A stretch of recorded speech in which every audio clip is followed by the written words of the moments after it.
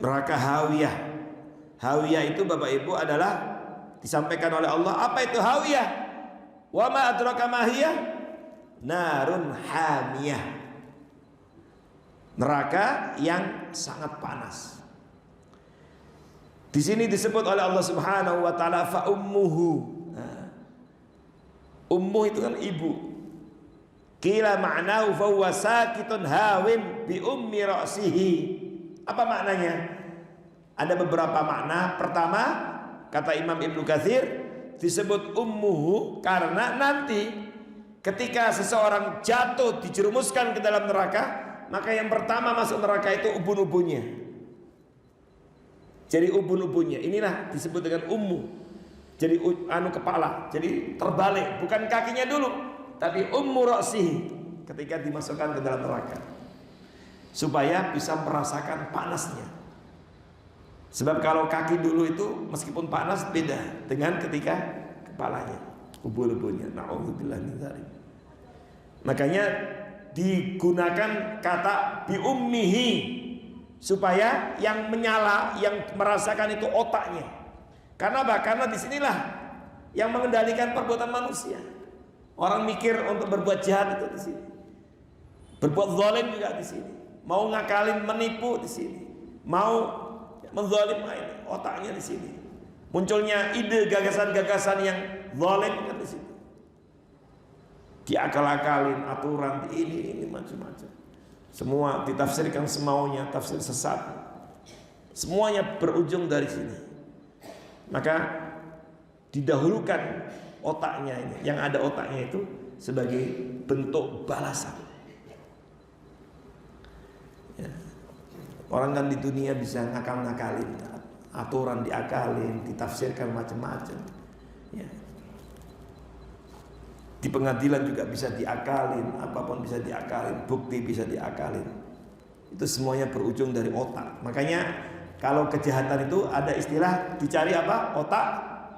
Otaknya, pelakunya, otak. Nah, itulah kenapa disebut ummu, fa ummu hawiyah.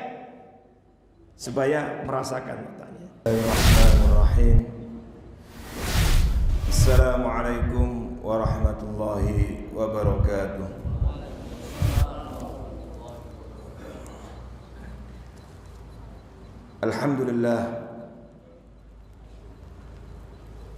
Alhamdulillahil malikil haqqil mubin.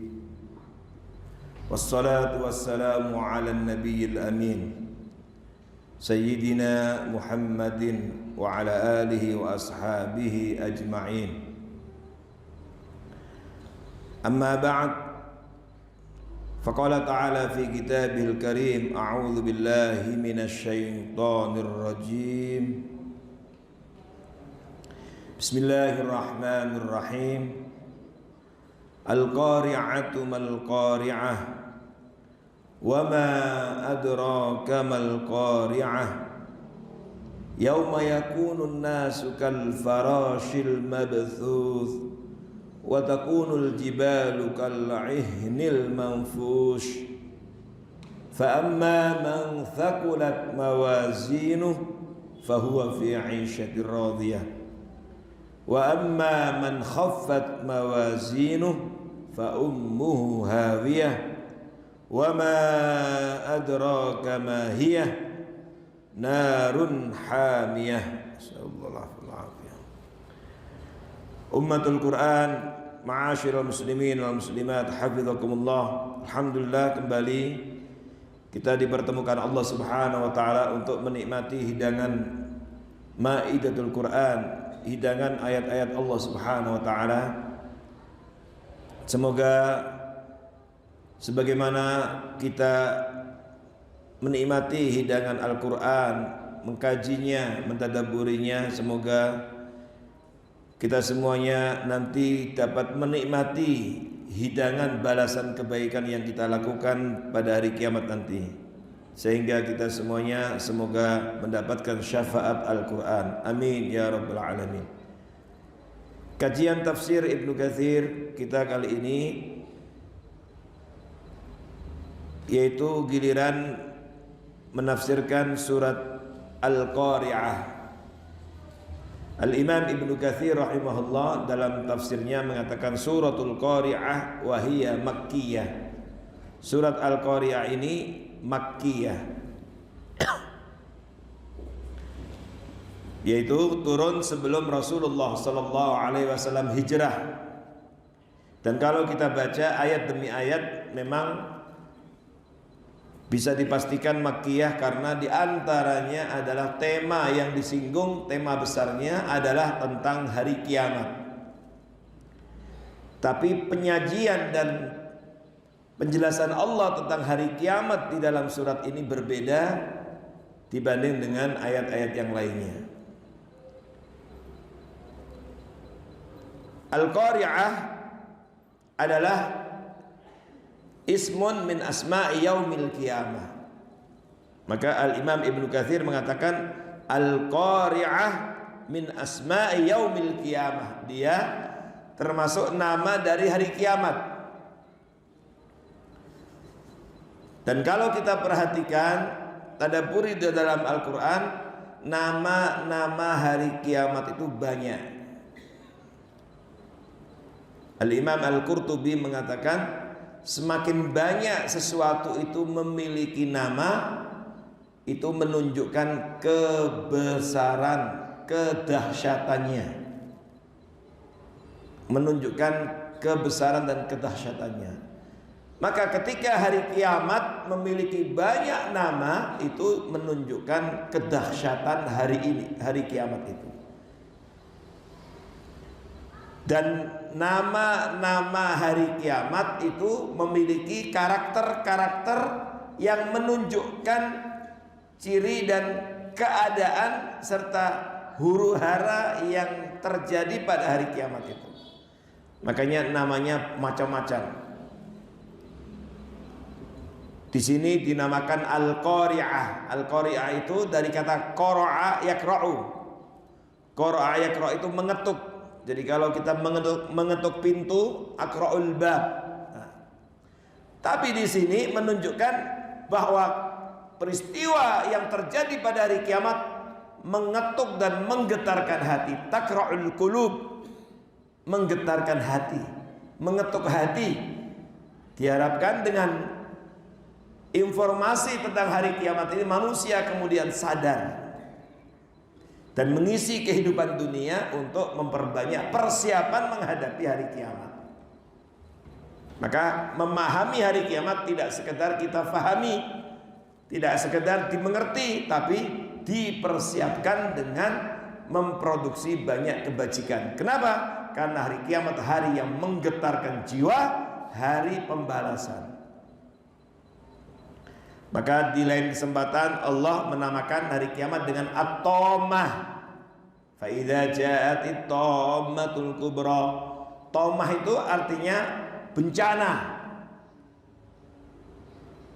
Makanya hari kiamat itu hari yang mirip seperti bencana.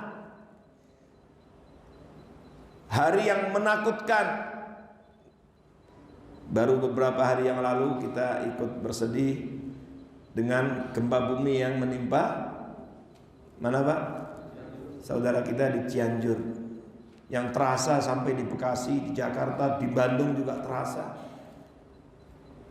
Kita udah biasa juga di Indonesia, negeri yang potensi dengan bencana, skalanya tidak terlalu besar, 5, sekian 4 skala Richter, tetapi ternyata sampai hari ini kita dapatkan informasi jumlah saudara kita yang menjadi korban meninggal dunia gara-gara gempa itu adalah lebih dari 300 orang, jumlah yang tentu banyak. Ditambah lagi dengan yang luka-luka, luka berat, luka ringan, itu jumlahnya ratusan. Yang mengungsi jumlahnya ribuan. Rumah yang hancur pun ribuan. Ya, tentu kita ikut sedih dan kita punya kewajiban untuk meringankan beban mereka. Karena itu ini menjadi skala prioritas penyaluran zakat kita, infak kita, perhatian kita. Karena Nabi SAW mengingatkan kita innamal mu'minuna ikhwah. Dalam hadis di dalam Al-Qur'an innamal mu'minuna ikhwah. Di dalam hadis Rasulullah SAW mengingatkan man nafasa an mu'minin kurbatan min kurabid dunya nafasallahu anhu kurbatan min kurabi yaumil qiyamah. Barang siapa yang meringankan beban kesulitan saudaranya dari kesulitan-kesulitan kehidupan dunia, maka nanti di akhirat akan diringankan ketika menghadapi kesulitan-kesulitan pada hari kiamat. Maka namanya sesuai dengan apa? Sesuai dengan sifatnya. As-sakhah, teriakan. Sakhah itu juga nama kiamat. Ada teriakan yang keras, kencang. Kita ada mercon, ada petasan meledak aja, atau ini kaget kita. Ini suaranya menggelegar dan sakhah. Kemudian disebut dengan hari yang goncang, al-ghasyiyah, al-haqqah, kemudian al-waqi'ah, as-sa'ah. As-sa'ah itu sekejap, kejadiannya nggak lama tapi dahsyat. Yaumul qiyamah, hari kiamah. Kiamah itu dari kata qiyam, berdiri. Karena pada hari itu manusia diminta pertanggungjawabkan berdiri, digiring berdiri dalam keadaan telanjang. Yaumut tanad disebut dengan yaumut tanad, hari saling menyapa, karena penduduk neraka menyapa penduduk surga, satu sama lain saling menyapa dan menceritakan apa yang mereka alami, dan kemudian juga saling mengadu satu sama lain, saling menyalahkan satu sama lain, maka disebut yaumut tanad. Jadi masing-masing dari nama dari hari kiamat itu menunjukkan karakter dan keadaan yang terjadi pada hari itu. Jadi hari yang dahsyat. Yaumul hisab disebut dengan hari hisab, hari perhitungan, audit. Orang kalau di dunia ketika menjelang audit saja ketakutan luar biasa. Kadang-kadang harus lembur berhari-hari, disiapkan waktu, dana, anggaran, dikerahkan semuanya untuk mendapatkan hasil audit yang baik. Di akhirat auditnya tentu jauh lebih detail.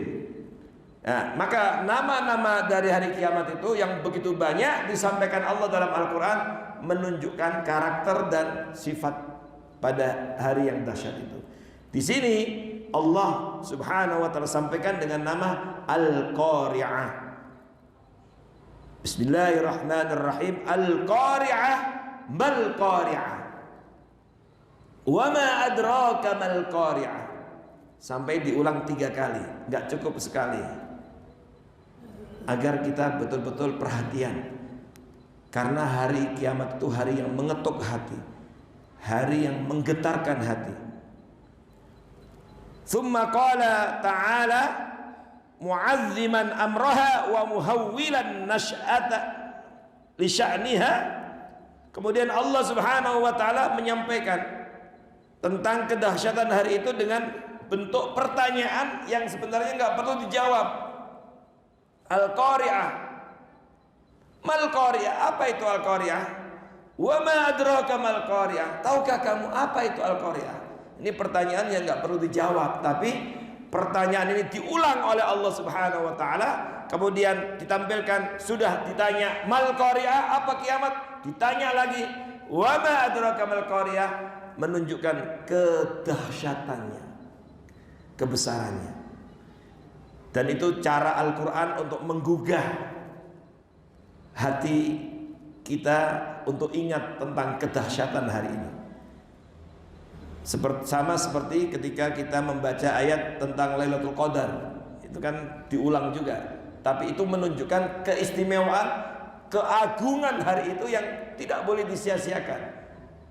Inna anzalnahu fi Lailatul Qadar wa ma adraka ma Lailatul Qadar.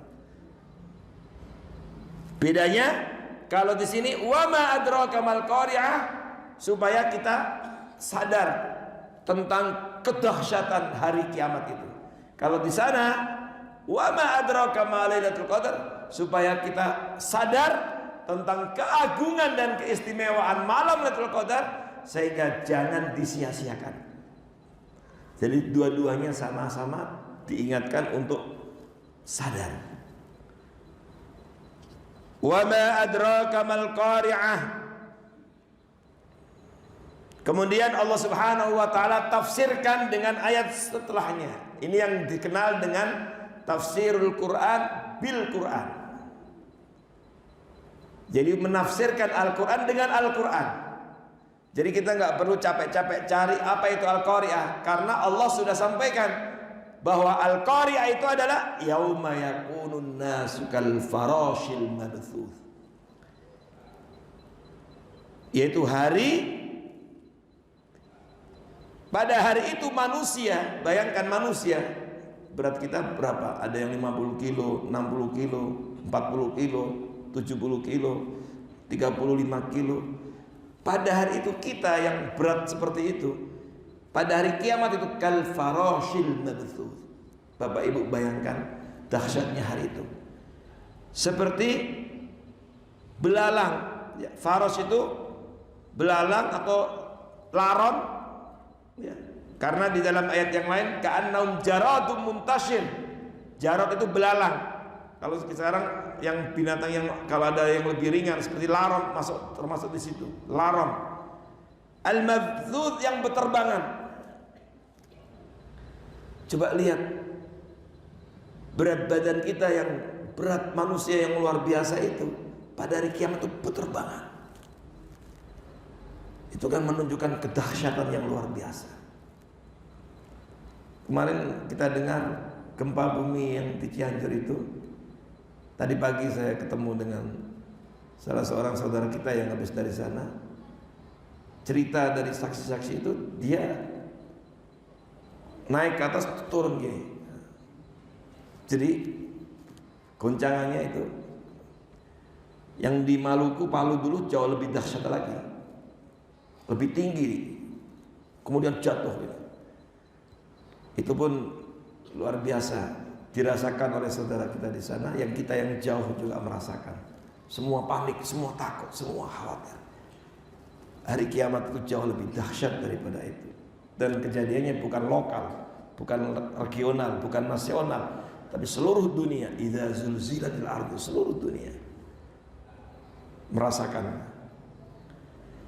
Dan manusia, bukan hanya manusia di Indonesia, bukan hanya manusia di satu wilayah daerah tertentu, tapi yauma yakunun nas, seluruh manusia di jagat raya ini pada hari kiamat itu kal farashil mabthuth, seperti laron. Enggak bertahan lama. Lihat laron, karakter laron faros itu Bapak Ibu lihat, dia akan apa? Mendatangi apa? Mendatangi lampu yang nyala kan? Tapi kemudian setelah itu apa? Langsung mati. Nggak bertahan lama dia. Ai infintisharihim wa tafarruqihim wa dhihabihim wa maji'ihim min hiratihim mimma hum fihi ka'annahum farash mabthuth kama qala ta'ala fil ayat ukhra ka'annahum jaradun muntashir. Karakter laron itu Bapak Ibu selain banyak kemudian ngumpul, apa yang terjadi? Dia goyang. Saking bingungnya manusia pada itu goyang, bertebar ke sana kemari, nggak beraturan, seperti laron yang berterbangan itu.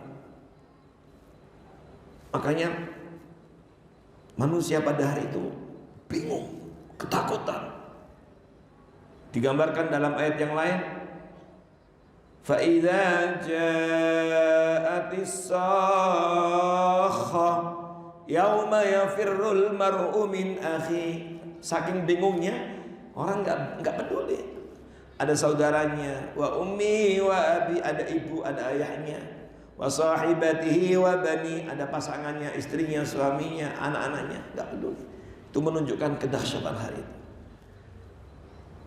Luar biasa. Masing-masing likulli imri'in minhum yauma idza sya'nu yughni, menyelamatkan dirinya sendiri, memikirkan dirinya sendiri. Itulah kondisi seperti laron yang berterbangan nggak beraturan, nyari terang lalu jatuh. Ka'annahum jaradun muntashir. Ini gambaran yang dahsyat. Bahkan kata Allah, bukan hanya manusia seperti laron, seperti belalang yang berterbangan. Wa takunul jibalu kal'ihnil manfush. Bahkan diberikan gambaran oleh Allah Subhanahu wa taala. Inilah mengapa kemudian dinamakan Al-Qariyah, mengetuk hati, menggetarkan hati. Gunung, bayangkan Bapak Ibu, gunung yang tegar, kokoh. Kalau gunung di Indonesia itu campuran, kalau gunung di Arab itu banyak bebatuan, tegar, kokoh. Yang umur gunung itu lebih panjang dari umur manusia. Umurnya lebih panjang dari umur manusia.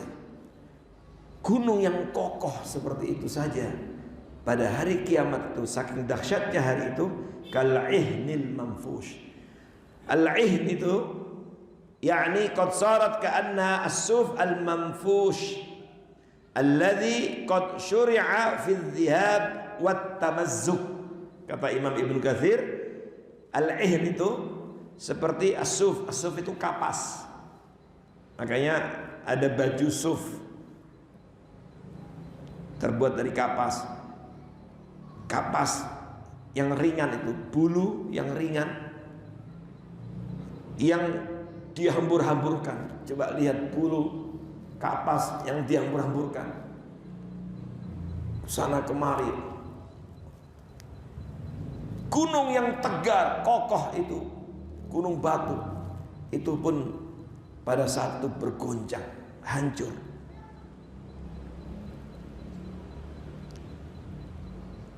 Makanya ini gambaran yang dahsyat. Itu artinya bahwa kondisi pada hari itu memang luar biasa. Allah Subhanahu wa taala ketika menceritakan tentang menjelaskan hari kiamat ini cukup diwakili manusia dan gunung. Manusia penghuni bumi, gunung diantara yang sering kita lihat yang kokoh, tegar.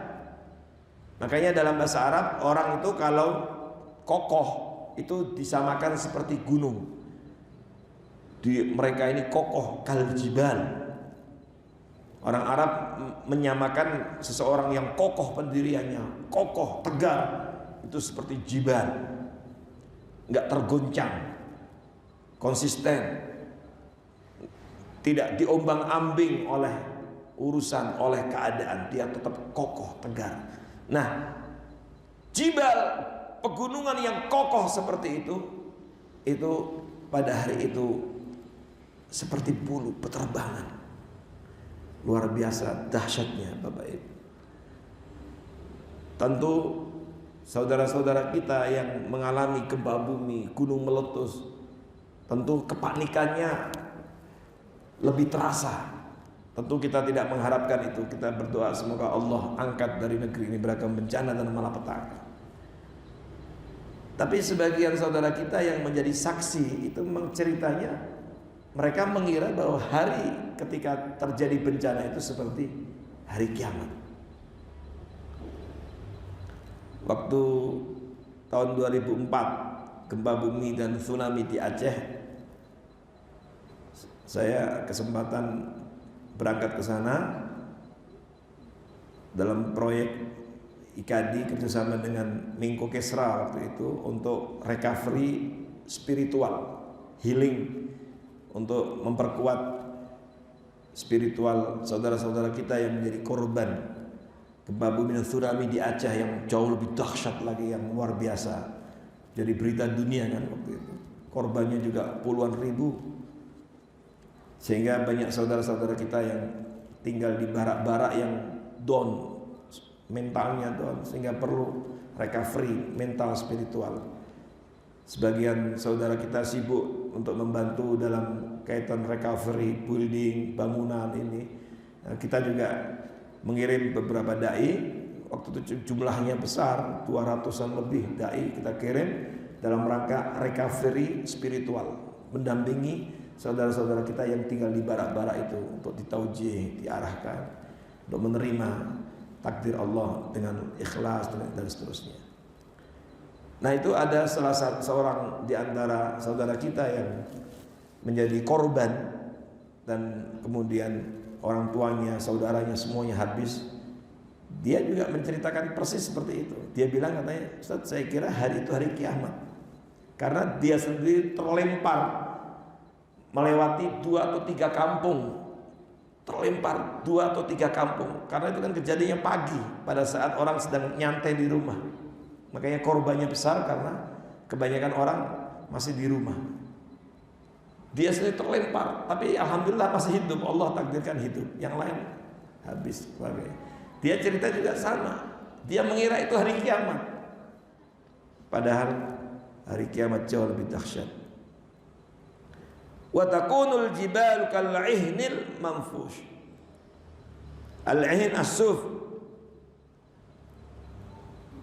Nah, kemudian Allah Subhanahu wa taala thumma akhbara ta'ala amma yu'awwalu ilaihi 'amalul amilin wa ma yasiruna innal karama wal ihana bihasbi a'malihim faqala fa amma man thaqulat mawazinuhu fahuwa fi 'ishatir radiyah. Lalu Allah Subhanahu wa taala kemudian memberitahukan tentang kemana kembalinya amal manusia dan apa yang terjadi dengan mereka. Dengan amal-amalnya itu manusia kemudian terbagi pada hari kiamat menjadi 2. Ada yang dimuliakan, ada yang dihinakan sesuai dengan amalnya. Tidak ada yang lain. Maka yang pertama, fa amma man thaqulat mawazinuhu, maka adapun orang-orang yang berat timbangan kebaikannya, mawazinuhu fahuwa fi 'ishatir radiyah, ai rujjihat hasanatuhu ala sayyiatihi, yaitu ditimbang kemudian kebaikannya mengalahkan keburukannya, berarti lebih berat amal baiknya. Maka orang seperti itu fahuwa fi 'ishatir radiyah, maka dia berada dalam isyah, kehidupan yang memuaskan, menyenangkan, membahagiakan. Tentu maksudnya yakni fil jannah, yaitu di surga Allah Subhanahu wa taala. Ma'asyiral muslimin hafizakumullah, terkait dengan timbangan ini memberikan pelajaran penting, dan bukan hanya pada ayat ini saja, ada ayat yang lain. Ini memberikan pelajaran penting bahwa nanti di akhirat itu memang ada yang disebut proses timbangan. Nah, yang ditimbang itu apa? Berdasarkan nusus Qur'aniyah, ayat-ayat Quran, dan juga nusus nabawiyah, teks-teks hadis Rasulullah SAW, maka kita dapatkan ada 2 informasi. Pertama, yang ditimbang catatan amal kebaikannya. Ada ayat-ayat yang menunjukkan dan hadis menunjukkan yang ditimbang itu catatan amal kebaikannya. Yang kedua, yang ditimbang adalah manusianya, pelakunya. Tapi dua-duanya fokus kepada amal. Mau ditimbang catatannya ataupun ditimbang manusianya, pelakunya, dua-duanya yang dipertimbangkan itu adalah amalnya. Disinilah mengapa kemudian dunia ini adalah tempat untuk memperbanyak amal. Kalau yang terkait dengan catatan amalnya, makanya di dalam Al-Quran Allah Subhanahu wa ta'ala sampaikan nanti ada manusia-manusia yang kaget dengan catatan amalnya. Ternyata tercatat dengan rapi, detail, dan kemudian itu yang kemudian ditimbang.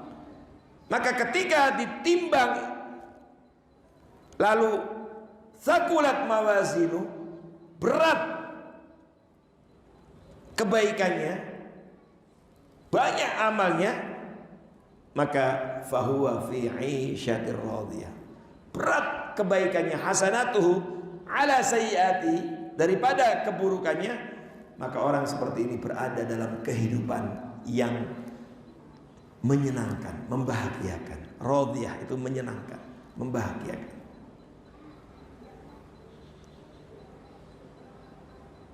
Tapi ada juga yang ditimbang itu orangnya. Makanya ada hadis Rasulullah SAW menyampaikan, nanti pada hari kiamat ada manusia yang apa? Yang beratnya besar, badannya besar, berat. Tapi begitu ditimbang, la yuzan illa janah illa apa? Tidak ditimbang apa? Ketika ditimbang beratnya seperti janah ba'udah, seperti sayap nyamuk. Seperti sayap nyamuk, jadi nggak ada bobotnya. Maka fokusnya itu bukan pada dua-duanya, nggak ada apa, dua-duanya benar, sama, baik catatannya maupun pelakunya. Tapi yang perlu kita pahami, fokus kepada amalnya. Mau catatannya berarti catatan amalnya. Oleh karena itu Bapak Ibu saudara sekalian, kalau ada informasi-informasi, ada hadis Nabi SAW yang memberi berita gembira tentang amalan-amalan yang memberatkan timbangan nanti pada hari kiamat, itu jangan disia-siakan. Kan ada beberapa hadis Nabi yang menyampaikan kalau kita melakukan amalan ini bisa memberatkan timbangan.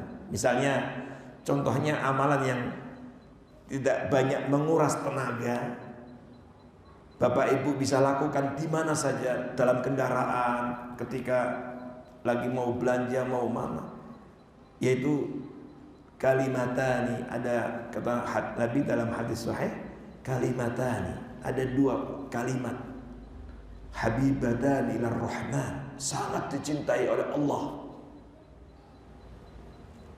ringan diucapkan lisan tapi tsaqilatani fil mizan, nanti dapat memberatkan timbangan kebajikan seorang. Apa itu? Subhanallah wa bihamdi, subhanallahil azim. Maka yang seperti ini jangan disia-siakan, perbanyak.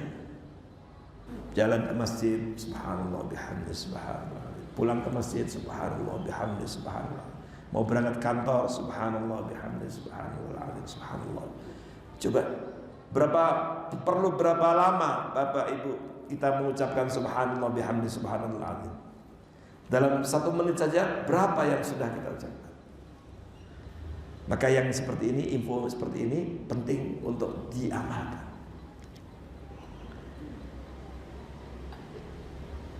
Jadi ada banyak amalan-amalan yang memberatkan timbangan, itu harus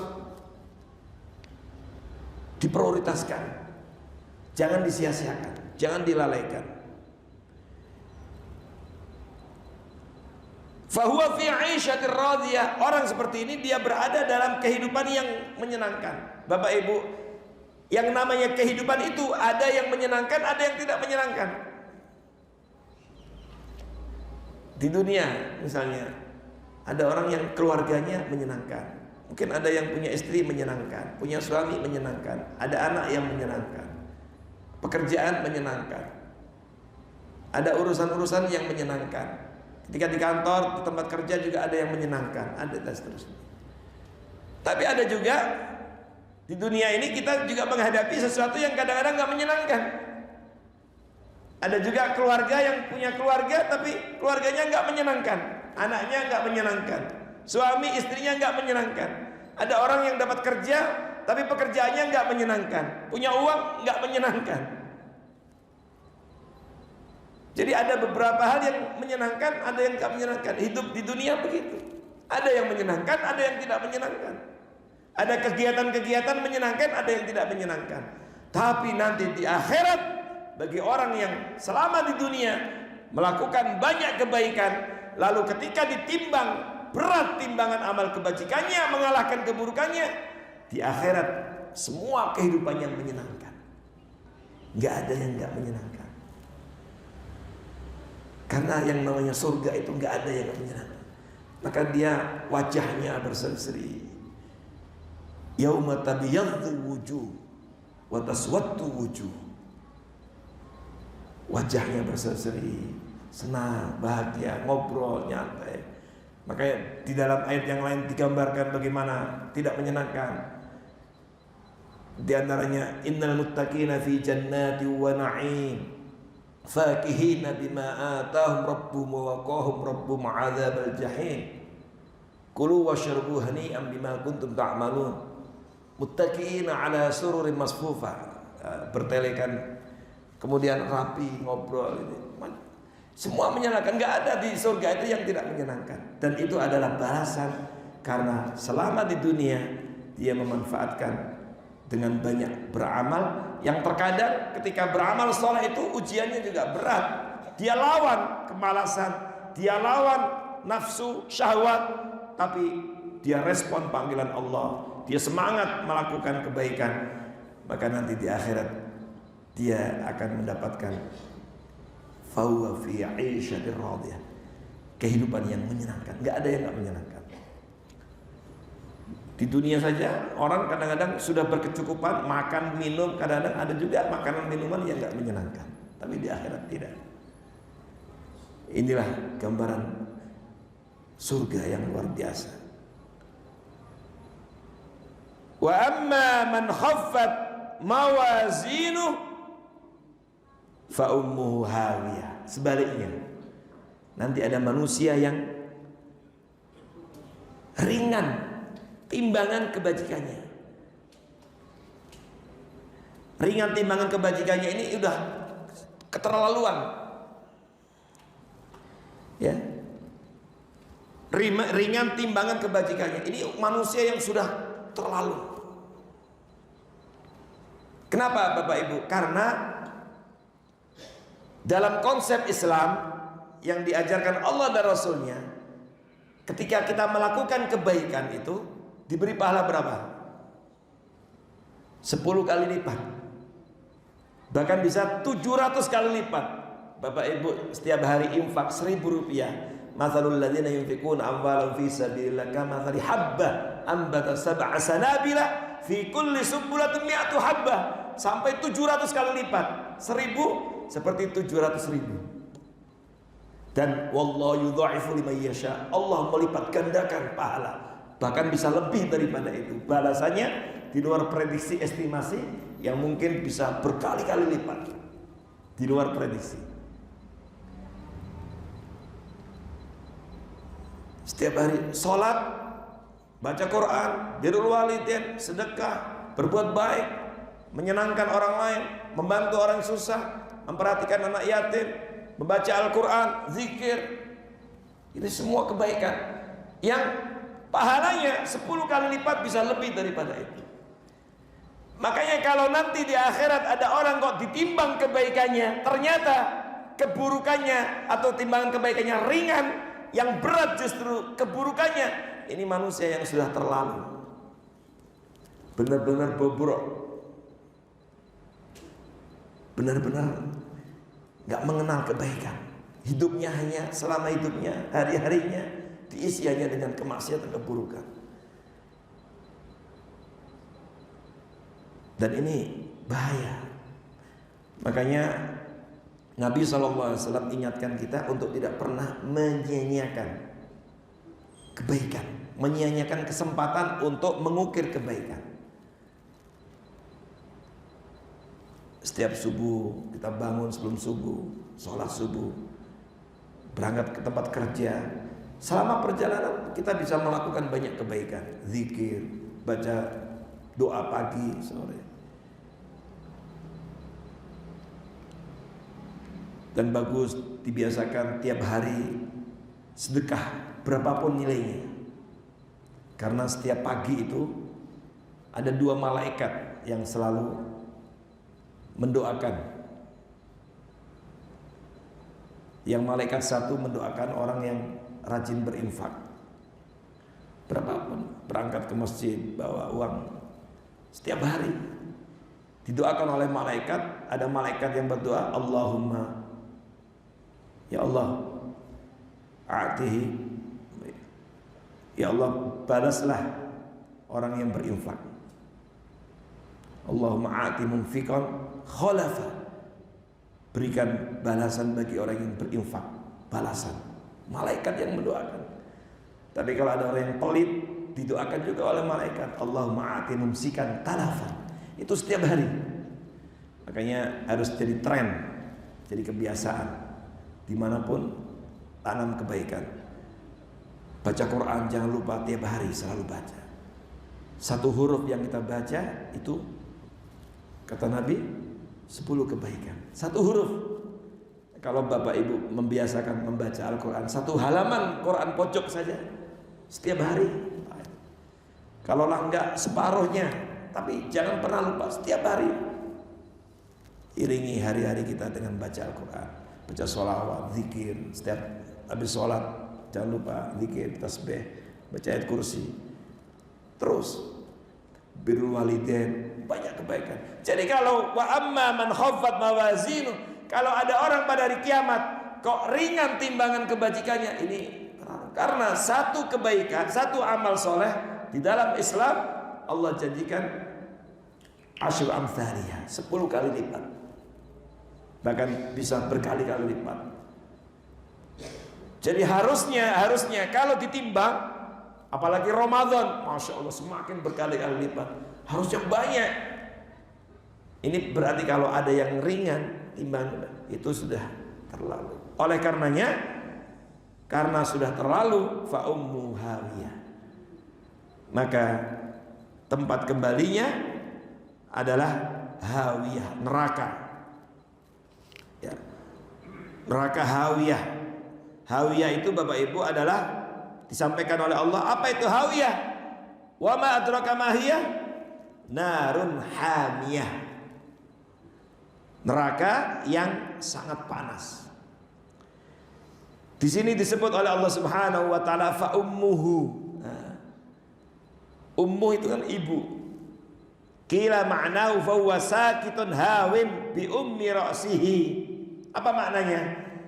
Ada beberapa makna. Pertama, kata Imam Ibnu Katsir, disebut ummuhu karena nanti ketika seseorang jatuh dijerumuskan ke dalam neraka, maka yang pertama masuk neraka itu ubun-ubunnya. Jadi ubun-ubunnya inilah disebut dengan ummu. Jadi kepala, jadi terbalik, bukan kakinya dulu, tapi ummu ra'sihi ketika dimasukkan ke dalam neraka, supaya bisa merasakan panasnya. Sebab kalau kaki dulu itu meskipun panas beda dengan ketika kepalanya, ubun-ubunnya. Na'udzubillah min dzalik. Makanya digunakan kata bi ummihi supaya yang menyala, yang merasakan itu otaknya. Karena apa? Karena disinilah yang mengendalikan perbuatan manusia. Orang mikir untuk berbuat jahat itu di sini, berbuat zalim juga di sini, mau ngakalin, menipu di sini, mau menzalim lain, otaknya di sini.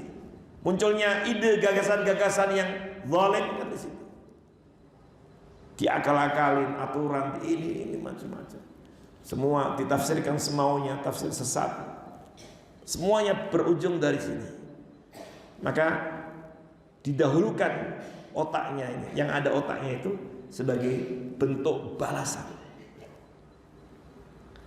Ya. Orang kan di dunia bisa ngakal-ngakalin, aturan diakalin, ditafsirkan macam-macam. Ya. Di pengadilan juga bisa diakalin, apapun bisa diakalin, bukti bisa diakalin.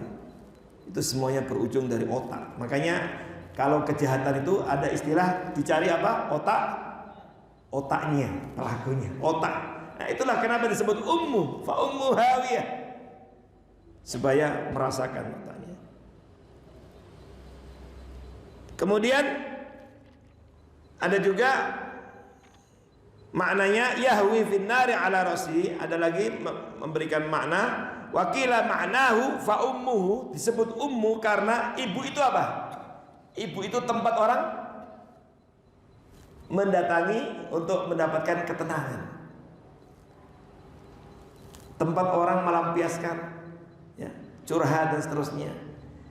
Nah, kalau ibu itu memberikan ketenangan, tapi ini adalah tempat yang dipaksa orang untuk kembali di situ dengan kesengsaraan, maka disebut ummu.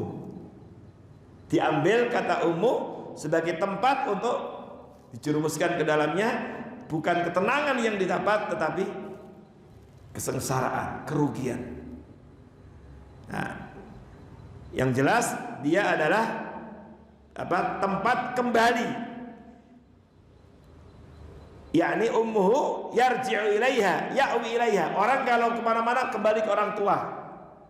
Nah nanti nggak bisa lagi mau lari kemana, nggak bisa. Maka ujungnya pasti akan dijerumuskan ke dalam neraka, nggak bisa lari kemana-mana. Itulah kenapa disebut ummu. Jadi dua-duanya masuk maknanya. Boleh dimaknai tadi, boleh juga itu. Intinya menunjukkan betapa bahwa pada hari itu ya orang-orang yang ringan timbangan kebajikannya, dia berada dalam kesengsaraan. Dipaksa dia harus kembali, tapi kembalinya ke neraka. Dipaksa untuk dijerumuskan ke dalam tempat akhirnya, yaitu neraka. Maka di dalam Al-Quran Allah sampaikan, wasiqal ladzina kafaru ila jahannama zumara. Jadi nggak ada pilihan lain. Kalau kufur, udah tempatnya neraka. Digiringnya itu ke neraka.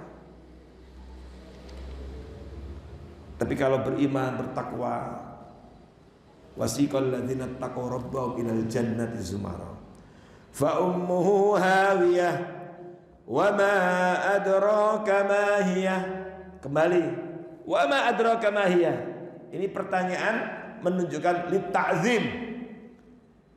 Tahukah kamu apa hawiyah itu?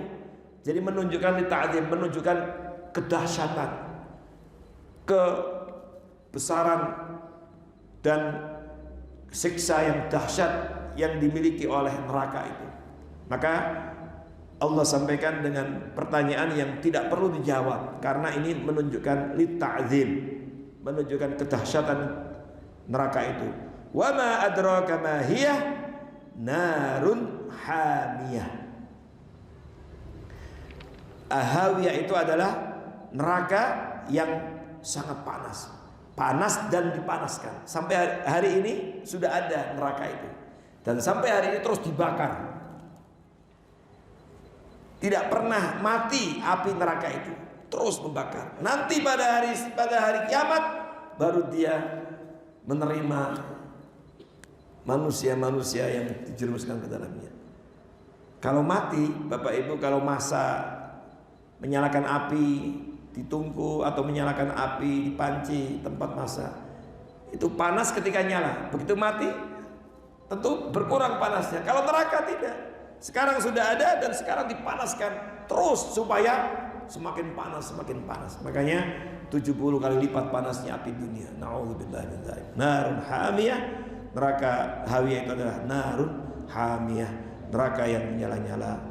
Inilah Bapak Ibu saudara sekalian, gambaran tentang kedahsyatan hari kiamat yang luar biasa. Kita berdoa kepada Allah Subhanahu wa taala, semoga Allah Subhanahu wa taala lindungi kita dari api neraka yang dahsyat itu, dan semoga Allah Subhanahu wa taala mudahkan kita selama di dunia ini untuk memperbanyak amal soleh.